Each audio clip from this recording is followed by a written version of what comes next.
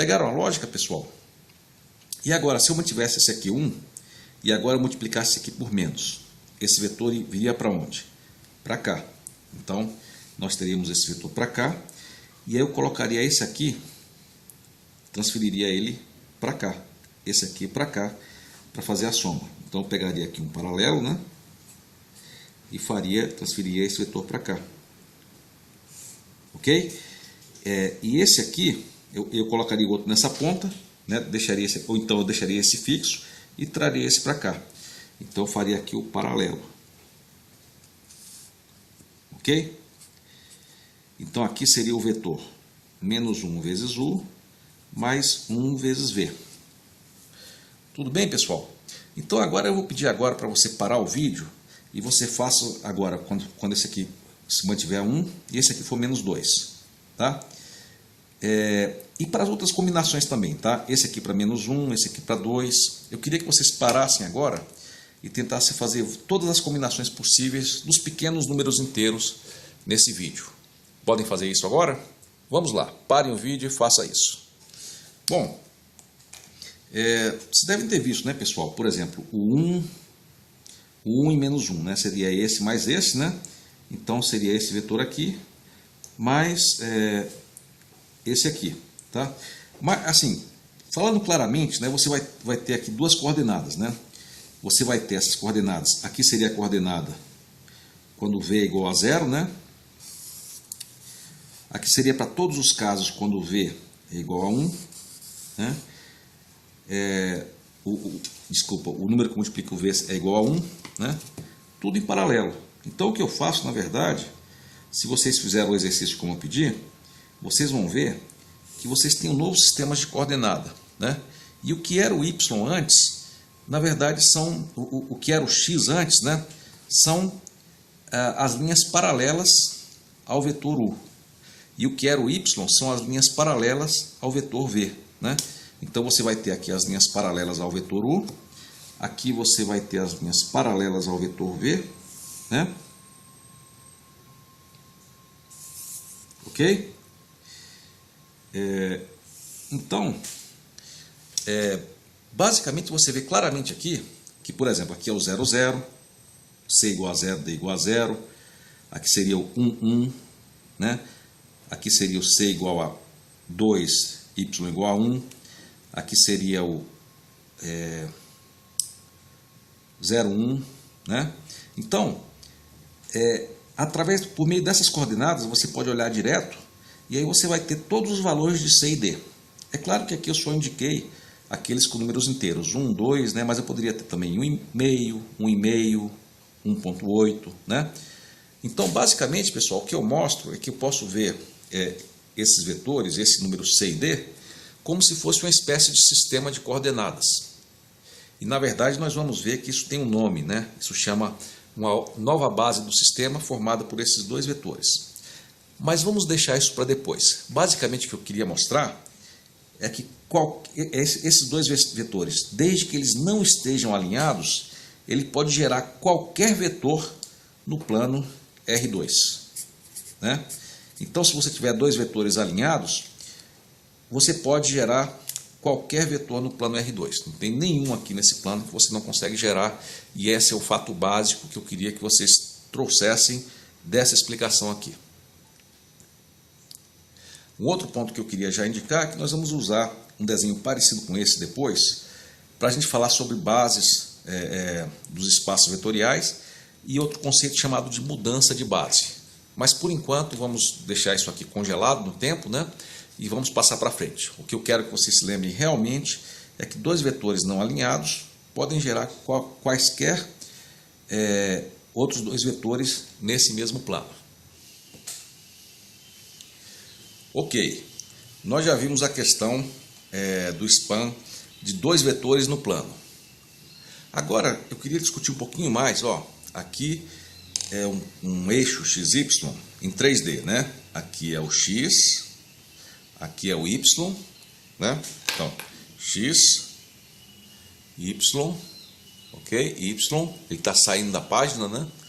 E Z, ok? Vamos ver qual seria o span de dois vetores, né?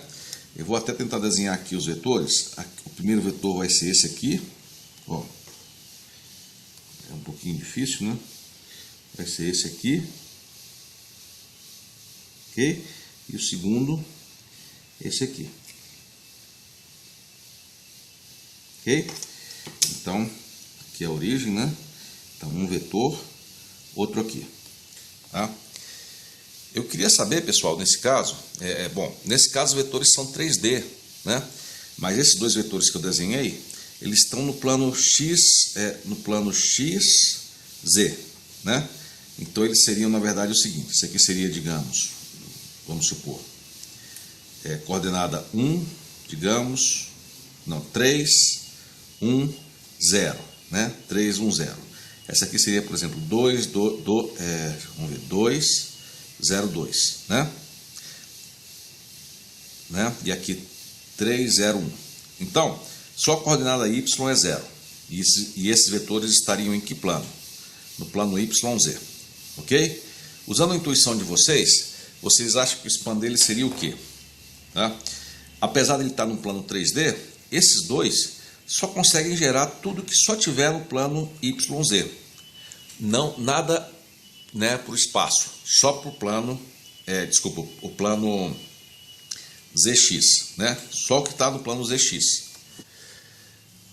Agora eu queria fazer o seguinte, olha só, o que aconteceria se eu fizesse o seguinte, eu desenhei esses vetores numa transparência, não sei se vocês conseguem ver aí no vídeo, né?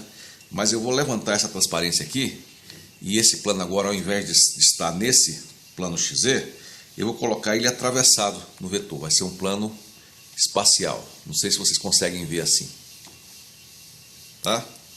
Vocês conseguem visualizar isso aí? Então, agora, esses vetores estão num plano todo atravessado no eixo XZ, né?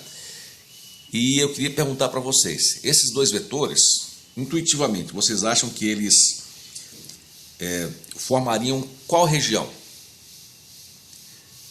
Bom, agora nesses vetores, eu acho que deve ter ficado claro para vocês que eles só vão continuar formando aqueles vetores que estão no mesmo plano que eles. O que vocês acham? Pois é isso mesmo.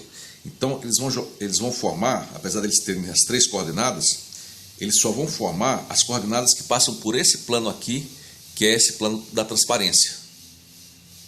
Ok? Então o span desses dois vetores é um plano, mas não é mais aquele plano simples, né? O plano ZX. E sim o novo plano que forma, que é meio enviesado em relação aos três eixos, ok? Então você tem dois vetores com três coordenadas, mas eles só formam vetores nesse plano aqui em que eles estão, ok? Eles não conseguem formar todos os vetores no espaço tridimensional. Pessoal, agora eu vou fazer uma outra pergunta e gostaria que vocês respondessem com a intuição, tá? Olha só. Eu vou ter aqueles dois vetores nesse plano aqui, e agora eu vou desenhar um terceiro vetor nesse mesmo plano. Eu vou desenhar em azul aqui, para ver se facilita. Tá? Então esse vetor aqui está nesse mesmo plano, em azul. Né? Ok? Então está aqui. Tá? E aí eu vou perguntar para vocês o seguinte, e agora? Agora nós temos três vetores que estão no mesmo plano. O que vocês acham que seria o span desse vetor? Pare o vídeo e pense um pouco sobre isso. Então, pessoal, eu tenho a impressão que provavelmente vocês devem ter chegado à resposta certa, né? Se você tem vetores no plano, mesmo que você tenha 3 ao invés de 2, o fato de um estar alinhado com esses outros dois, vai fazer que realmente eu só consiga fazer a combinação nesse mesmo plano em que estão os três. Então, nos três vetores, apesar de serem 3, eu não consigo gerar um outro vetor pela combinação linear deles no plano inteiro. Mesmo que eu tire o vetor e coloque no plano enviesado, né, esses três vetores, apesar de terem três componentes tridimensionais, eles só vão conseguir gerar vetores que estão no plano em que esses três vetores estão. Então eles não conseguem gerar todo o espaço. Agora vamos fazer um outro exemplo. Só que agora eu vou colocar um terceiro vetor e ele não vai estar mais coplanar, ele vai estar num vetor em outro plano, tá? Em outro plano diferente desses outros dois. Então, esse vetor aqui está num plano, esses dois, né, no plano ZX, e esse vetor aqui está no plano diferente. E eu queria que vocês me dissessem agora, usando a intuição, qual é a região que eu consigo gerar vetores com qualquer combinação desses três vetores. Parem o vídeo e façam isso agora. Ok, pessoal, eu acho que vocês devem ter chegado à conclusão correta, né? Quando eu tenho três vetores e eles não estão no mesmo plano, né? Eles estão em planos diferentes, né? Esses dois estão no mesmo plano, mas estão no plano diferente desse. Esses outros dois estão no mesmo plano, mas no plano diferente desse. E esses estão no mesmo plano, mas num plano diferente desse outro.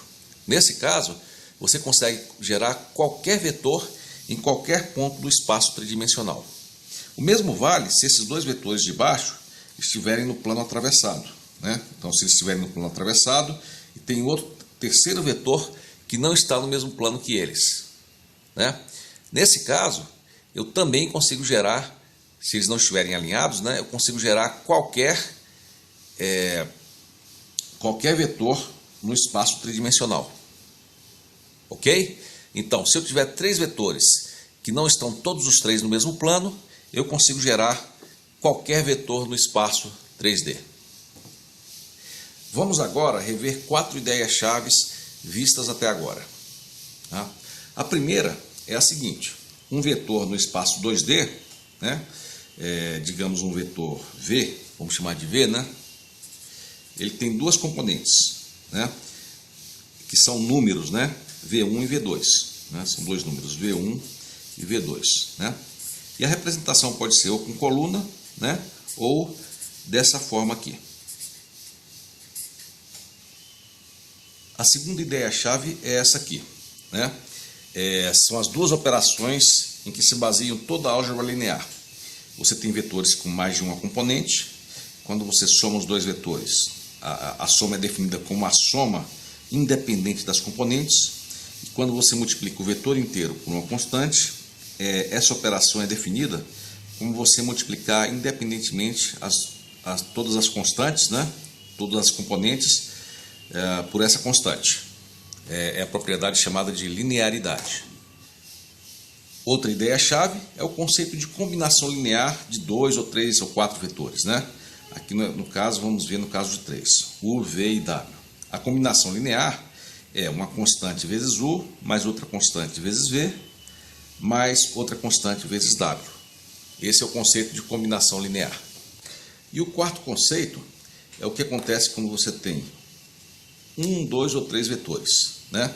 Nesse caso, uma ideia-chave é que, tipicamente, quando esses vetores não estão alinhados ou não estão no mesmo plano, né? Quando eles estão, digamos, em estado de desalinhamento total, né? Um vetor consegue gerar, as combinações lineares de U conseguem gerar uma linha, as combinações lineares de dois vetores não alinhados conseguem gerar um plano, e as combinações lineares de 3 vetores que não estejam no mesmo plano conseguem gerar todo o espaço 3D. Então, essas são as 4 ideias-chave vistas até agora.